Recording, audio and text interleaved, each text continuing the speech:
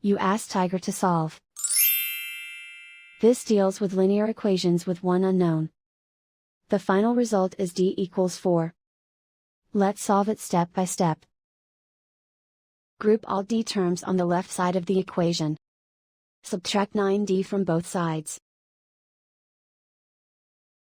Group like terms. Simplify the arithmetic.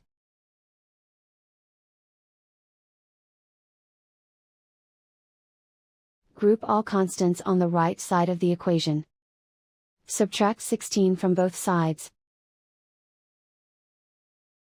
Simplify the arithmetic.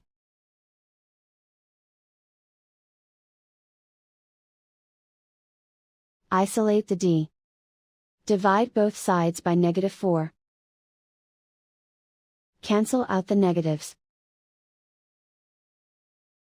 Simplify the fraction. Cancel out the negatives. Find the greatest common factor of the numerator and denominator. Factor out and cancel the greatest common factor. And so the final result is d equals 4.